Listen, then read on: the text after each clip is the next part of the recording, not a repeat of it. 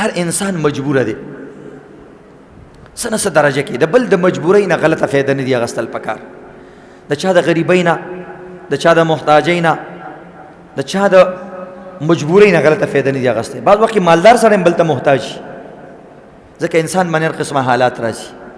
چې کوم انسان د بل د مجبورۍ نه غلط مطلب علي الله په د باندې دنیا کې عذاب راولي او چې کوم انسان د بل د مجبورۍ نه غلط مطلب نه علي یو انسان ته مجبور دی غیر دی درته او تا هغه سره خو کړو داسې انسان الله رب العزت په سختو ځایونو کې او په مجبورۍ کې په کار راځي یو عربي پوسټ دی عربي تحریر دی د هغې چا ترجمه لیکلې په دمشق کې د حافظ الاسد په دور کې یو لینډلارډ سړی هغه ډېر سخت بیمار شو یو لوی تاجر چې بیمار شو ډاکټران ورته د یو هفتې ټایم ورکو چې یو هفته کې دنه تمرې نو خوښه د خپله که هسپتال کې که بچو له هغه ویلې نه زه دا یو هفته خپلو بچو سره تېرومه او د دنیا نه ځان خبرو یو ځل د شپې روان دی غریب به واک کولو سوچونه به یې کول چې ورځ ختمیږي ټولې شپږو ورځې دي را سره څه به کېږي ما سره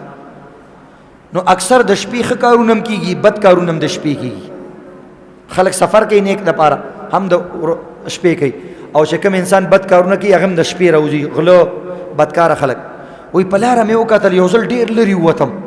چکر کې نو ومې کتل یو جینۍ ده مشره ښځه ده درمیانه عمر ښځه ده نو ما وکتل یو سړي ته سوال زاري کوي داسې لاس ورته نیسي وایي ورنږدې شومه چې څه کوي نو هغه ته تقاضا کوي چې خیر دی زه به تا سره بد کار وکړم خو ما له دومره پیسې راکړه هغه سړی ته نه شکل ته دې وګوره او ریټ ته دې وګوره او زه به دله دومره پیسې درکړم کمې پیسې ورته یادوي مثلا هغه زر یادوي دا ورته 200 یادوي غریبه ډېره پریشانه ده هغه ورته وایي په 200 روپو زما کار نه کېږي زما پیسې ډېرې په کار دي دا اوباش هلک او دغه ځوان کله یو طرف ته ځي کله بل طرف ته ځي ښځې ډېره زیاته پریشانه کړه لږ ساعت پس زه نږدې ورغلم وایي ما ورته د خورې څه چل دی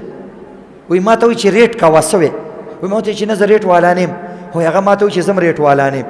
وایي ما ورته ته ولې بد کار کوې وایي ما ته زه انتهایي مجبور یم ما ولې مجبور یم وایي زما خاوند مړ شوی دی ما ته واړه قطره بچي را په غاړه دي نو زه رشته دارانو کال نیم پورې ما سره مدد کو اوس هغوی مدد رانه واغستو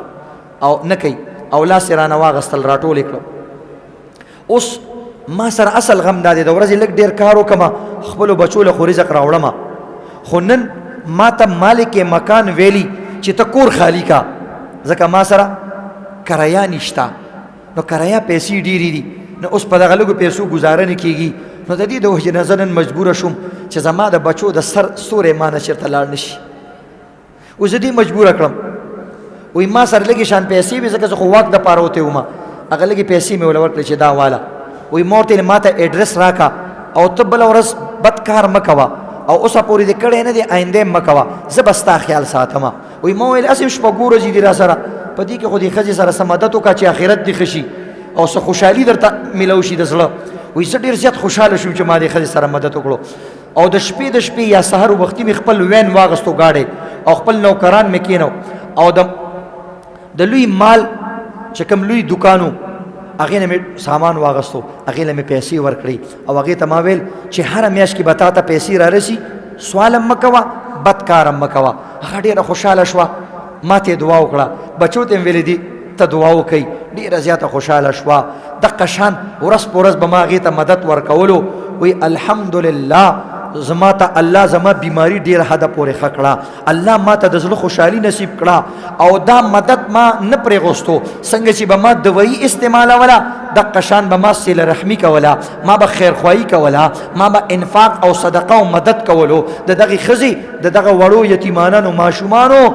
په دې مدد کې 20 کاله تیر شو الله رب العزت زه په 20 کالو کې هم مړ نه کړم 20 کاله مې په دې کې تیر شو 20 کاله بعد یو ځل سار چې د بشیر راپاسېدل چې وی کتل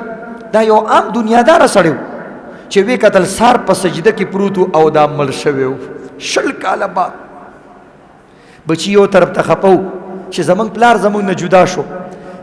ځکه داسې رحمدل پلار دار چا خوښي چې پردو سره مخه کوي بل طرف ته خوشاله چې ای رب کائنات زمونږ پلار خو عام دنیادار سړی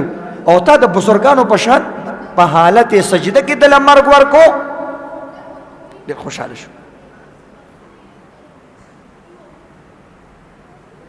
په حالت سجده کې دې مرګ ورکو یو کس پاسو خیزي د ماشومانو سره کېنئ ښه څه ورته وایم ته کېنه لکه ای دا کېنه ومړه جی پاسو سره ماشومانو سره کېنئ چې کوم ماشوم خبرې کوي باید بیا وباسئ او چې خبرې نه کوي بیا دې پروژي نو عزتمندو دې طریقې سره 20 کاله تیر شو چې کله 20 کال تیر شو مړ شو موږ د پلار کفن تدفین کو نو یو هفته بعد موږ د پلار هغه میراث او هغه سامان راجمع کو هغه کې یو لفافه ملاو شو په هغه لفافه باندې لیکلو چې دا د پلانې کونډې ښځې امانت دی او هغې ته ورسوئ یو هفته بعد چې موږ دغه کونډې کور ته لاړو او هغې له موږ هغه پیسې ورکولې موږ ته معذرت وکړو چې زموږ دا مې ورته نه چې پلار مې مړو وایي ما ورته وویل چې موږ څه کار کې مصروف وو زموږ پلار به تا سره مدد کو نن هفته لیټ شو نو موږ ته معذرت کوه موږ معذرت کوو وی هغه ښځې وویلې چې زم معذرت کوم ستاسو نه پیسې نشم اخیستی او ستاسو پلار موږ باندې ډېر احسانات دي ستاسو پلار موږ سره ډېر ښه کړي دي خو نه زه نور مال نشم اخیستی وی ما ورته ویل ولې د الله کارونو ته ګورئ نن هغه سړي د هغه یتیمانانو خیال ساتو